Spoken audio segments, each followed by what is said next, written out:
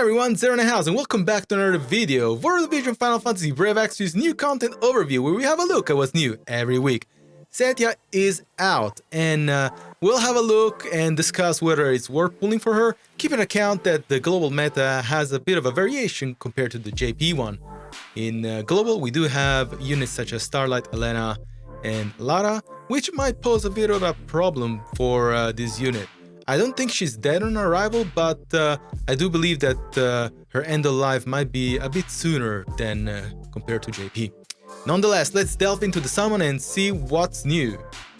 Okay, first thing that we're presented with is the standard banner 42,000 Visor guaranteed for Cetia. If you have 42,000 Visor and you want to spend it here, you'll guarantee the unit.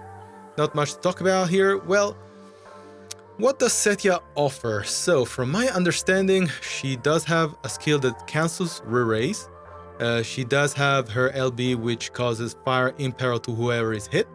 And her attacks, since they are bow-based, they do have a high height. So you can attack units that have a much different height from where Cetia is positioned. So those are quite advantageous. Also, keep in account that she's a ranged unit. She doesn't necessarily need to be in the front row. And she'll be most likely able to avoid damage, especially if you plan to have King Mon into your team.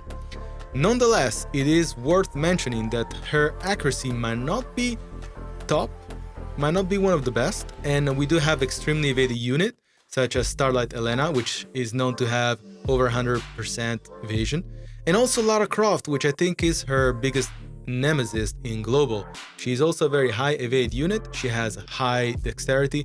She's going to deal a lot of critical damage, and she's water as well. So I do think that she's going to be her direct counter. I do also think that Farm is going to be a good unit to go against Cetia if you don't plan to pull for her or you're going to go against her, because Farm is quite fast, quite evading, has high accuracy, and does have Shuriken, which is a ranged attack and should be dealing a fair amount of damage to this unit. But that's obviously all on paper. Now let's move on and see what's at the bottom. And we have this 4,500 paid Viz 5-step banner, which I always dislike. So we'll move on. This, I think, is a trap. You only have one try and they just throw Cetia into the mix. So that perhaps you think that you'll have a chance to get her here, but I don't think so. The chances of that happening are quite low, and you do only have one try.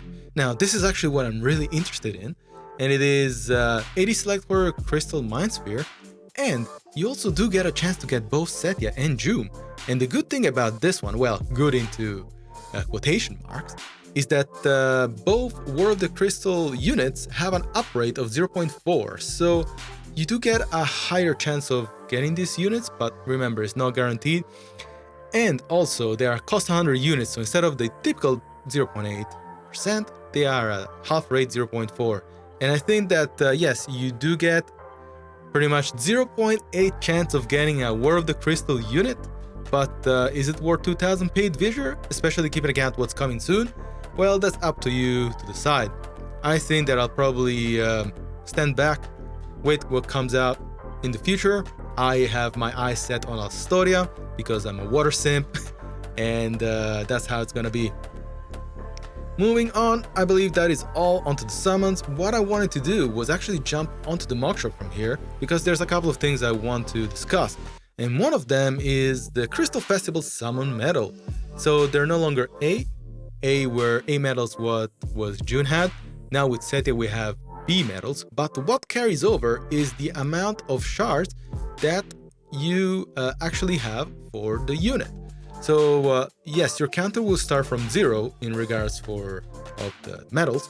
Everything else will replenish except for the War of the Crystal shards, so do keep that in account if you plan to pull a smart one. And it's also worth mentioning that we have this new Mog Shop where I'm pretty keen to get those shardless yellow and purple so that I can expedite the acquisition of shards for those limited collaboration units that I am planning to build. Okay, moving on. Let's go onto the shop and see what's worth looking at this time around. So I don't think there's anything new into the special shop. Yes, there's nothing new, so we'll skip that.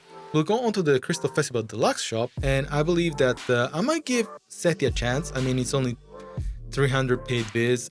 It's something that I'm happy to invest for a chance of getting a bit more, maybe Cetia, and also some more stars. Free shop will give us a free energy restore. They'll give us both the Divine Flame Assault for free Visor. Actually, that is pretty cool, I must say. I think this is an error, but again, the bow is not going anywhere. It's a permanent addition, same as June's weapon. So if you're really in a rush, you might want to do this, but I think that it's worth farming rather than using your Visor for it. Moving on, there's nothing really I want to have a look at here. There's nothing that stands out. So we'll move on to Cetia's dedicated shop, where you'll be able to get her shards, as well as for June's for Visor, and obviously every other material to expedite her growth. Nothing else to talk about here. And another thing worth mentioning is in duels, we now have pickup matches, or how they're called in global, quick pick matches. So if you go onto match battle, you'll see that there's an entry for a quick pick match, really similar to class matches, so they only occur during a specific time slot, and it works kind of like Pokemon. You go in with a team of 6, your enemy, you'll be able, like, only 3 units will be able to be used, and yes, you'll make your selection based on what teams are more likely to be presented and you go against. So lots to think about. I do like the strategic aspect of this type of content, and I hope that it comes out more often into the future. Let's move on onto the Farplane. So if we go onto events, you'll be able to farm Cetia's bow into this event over here. So you go through the chapters, and then you'll probably get a brutal quest come out as well, very similar to what happens here. Moving on, we do have a new piece of story, so I'm pretty keen to do this one. Here you have a chance to get 500 free viz just by going through story, maybe a bit more depending on what's the rewards. And yes, I do enjoy story, I like where it's going, and hopefully it keeps me engaged for a bit longer. From here, I want to go onto the EX units, because on top of Cetia, we have 3 new, we have 3 units that can be EX now, namely Skahal, Mariale, and Loreila. So let's go onto my unit and start with Skahal, because I don't think I worked on him much. Yes. Okay, what does Skahal bring to the table? So he does have a upgrade to his reaction ability, enhance magic counter to debilitate encounter, enhances range and chance of activation, chance of preemptive strike when taking damage, and lowers attack match for 3 turns. So this seems to be an attack and match break. I don't think it's that impactful on him, since he's already a glass cannon. He just needs to be hit by anyone one time and then it goes down. So maybe with this we'll add a bit more survivability to him. I don't know. I think I'm actually in terms of lightning mage, I'm more interested in building Saliam and maybe Alanan if he comes out and I have enough viz.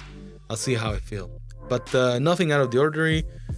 Then at job level 22, he'll raise Mag and Magic Attack Piercing Rate, which will be good. That allow him to do a little bit more damage. Seems to be okay in the damage department, not that much in every other department. So in terms of Glass Cannon, this will allow him to do his job a bit better. And then at job level 25, he'll get Tandaga Disposer, where he'll lower lightning resistance of targets within range for 3 turns, then deal lightning damage medium based on caster stat. And the AoE is quite big over here as well. Doesn't seem to be the fastest casting spell, but that is okay. If you wanna pair him with Ibarra or other lightning mages, or even another, I don't know, cloud, so it deals more damage, this is gonna allow you to one hit or maybe 2 hit any unit that will be affected by the spell.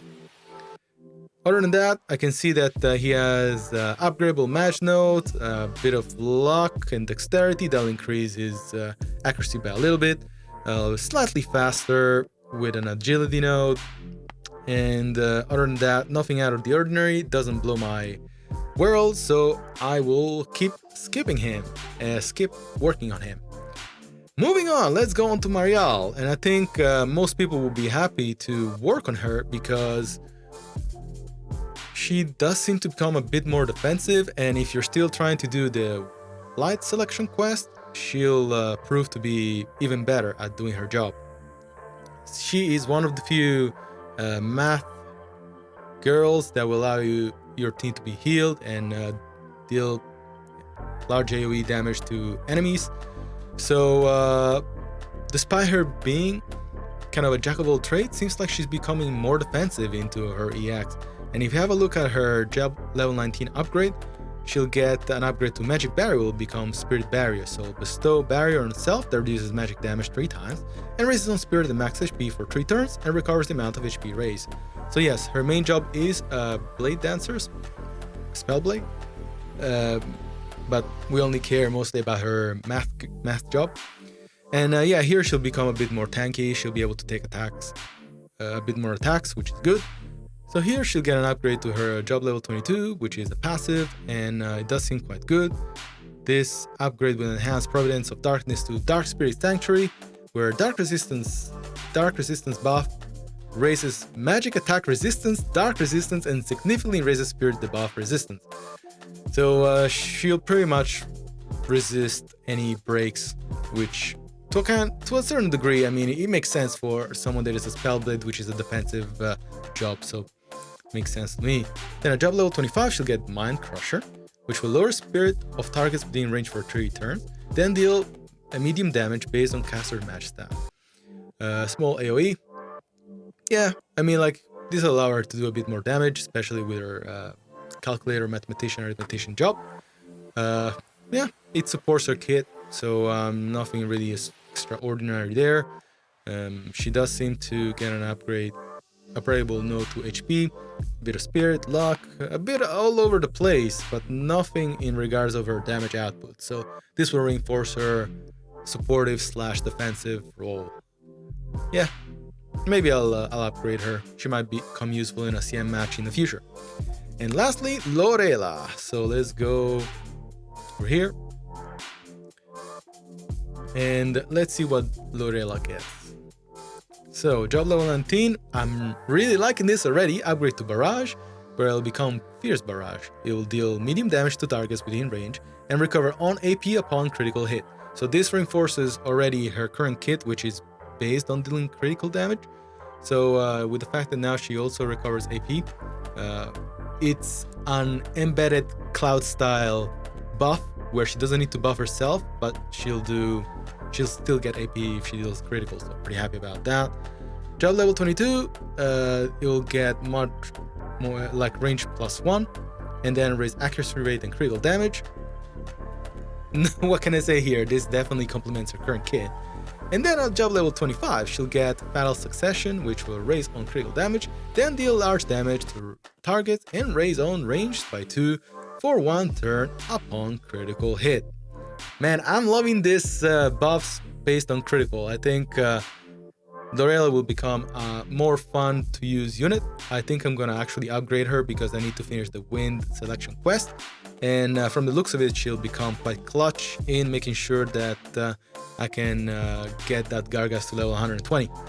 I do like the upgradable AP node because she does have an AP management issue from my experience.